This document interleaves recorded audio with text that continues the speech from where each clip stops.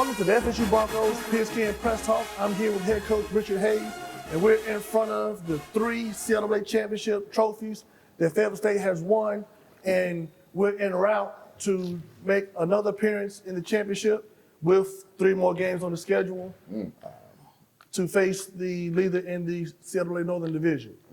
But last weekend, we had a tough 35-34 victory over John C. Smith, which we obtained in the final 2 minutes of the game. We had another slow start. We fell behind 8-7 in the first quarter, picked up speed, led 23-14 at halftime. But after intermission, we fell behind 20 points. So we had 20 unanswered points to the Golden Bulls. And we seemed like we struggled on special teams. Kind of talk us through those first 3 quarters of the game. Well, we knew going in the game that Johnson C. Smith was going to be a ball control offense. Coach Blunt likes to line up in pro and the power eye and things like that and just control the ball and control the clock. And when we have short possessions on offense and you give them the ball back, sometimes that has a tendency to hurt you.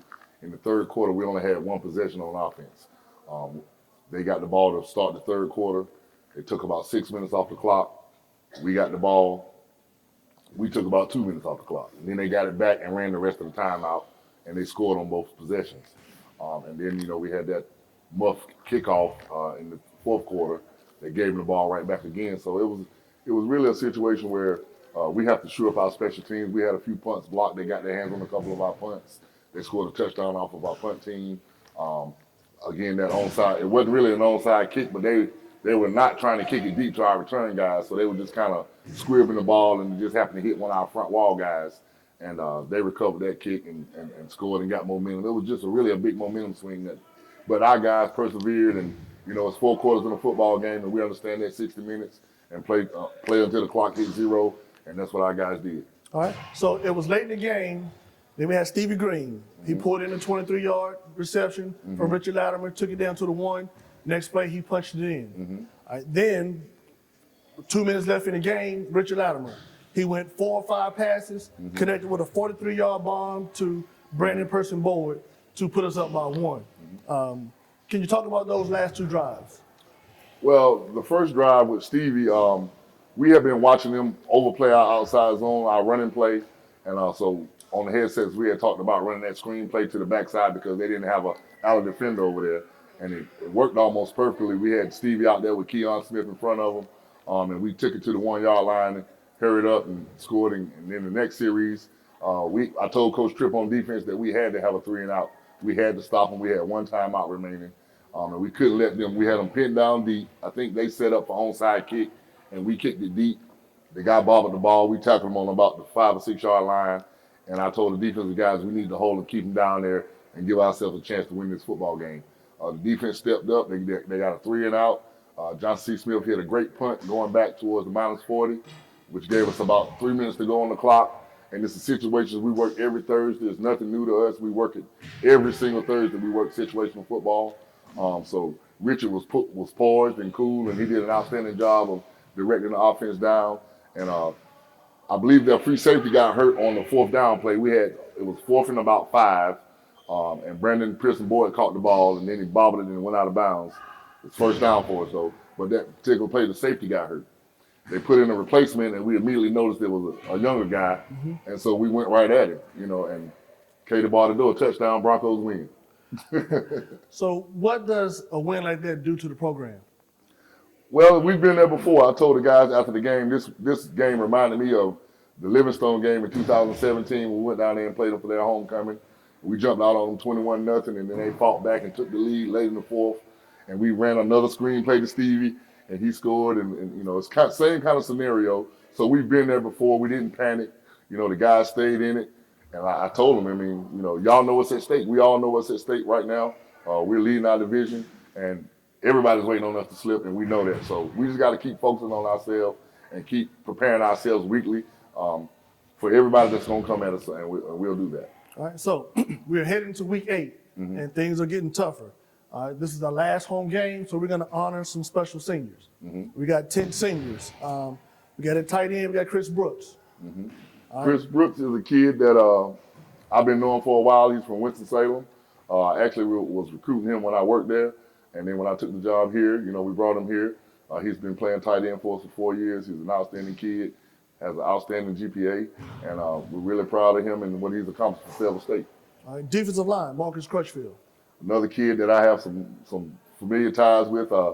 I've been knowing his family for a very long time, and he transferred in here from Lenore Ryan, and he's been an outstanding asset to us on defense. All right, also on defense on the line, Jawad Evans. Another kid from Durham, transferred in from Hampton.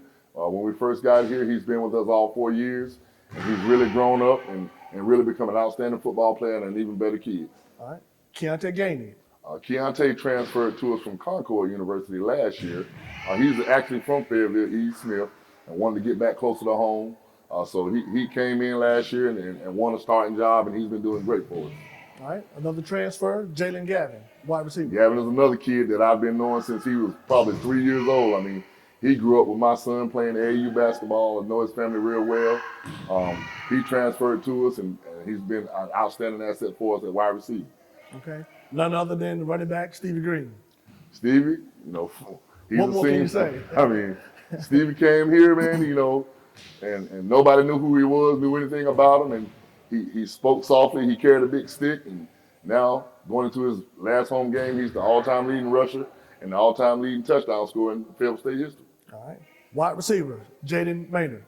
Another kid from Greensboro, Dudley, played high school football with my son, and I've been knowing him a long time, and he's really worked his way up to where he is today. He was kind of an underdog coming out of high school. Nobody really recruited him. We gave him a chance here at Fayetteville State, and man, he's done an outstanding job for us. All right, fullback, James Transu. Transu's from Winston-Salem. Another kid we recruited back in the day, and he came in as a D lineman, and he had a few injuries early, and we really needed a fullback to complement our offense. And I figured he would be the right guy to do that, and he's done a great job for us. All right, defensive line, Antonio Williams. Antonio Williams transferred to us from Glenville State in 2016. He's been a 4-year player on the defensive line for us. He's done an outstanding job for us, and I'm really going to miss that kid. He's a really good kid. All right, and your last guy, Alex Woods. Alex Woods transferred to us from University of Maryland. He's from Durham, North Carolina. Big corner. We were trying to recruit big corners, and he fit the mold at the time. And he came in and won a starting job, and he's been doing good for us. And we hope that he can finish his career on top. All right. So we're going to celebrate these 10 seniors during pregame before kickoff. Then at kickoff, we're facing St. Augustine's. 1-6 overall, 1-3 in the CIAA. Kind of what do they bring to the table? Well, first thing I'm going to say is the same thing I said the last time, and we're going to throw all those records out the window because we're in the CIAA South. And St. Aug has traditionally been a team that has played us tough. With whatever they're going through right now, they have a lot of those kids that was here in 17 and played us last year. Those guys are still on the team, and those guys are pretty good football players. So we're not going to look at the record and underestimate St. Aug. We're going to take them very seriously, and we're going to be prepared and focus on ourselves and try to win this game. Okay. Now, on paper, they throw the ball well. They do. So what else stands out with them? They're a scrappy bunch of kids, man. I mean, they have a lot going against them right now, but they haven't given up. They could have easily tanked it and through in the season, but I think they're trying to fight through whatever adversity they're going through. And like I said, we're not gonna look past those guys at all, because I remember at the CIAA Media Day that they were talking like they really wanted to beat Fayetteville State. So in the back of my mind, that's what I know, and I know that they're thinking the same thing. For everything FSU athletics, make sure you visit our website at fsubroncos.com. Be sure to follow us on social media via Twitter and Facebook and Instagram. I'm Adrian Ferguson here with head coach Richard Hayes, and this is the Fayetteville State Pigskin Press Talk.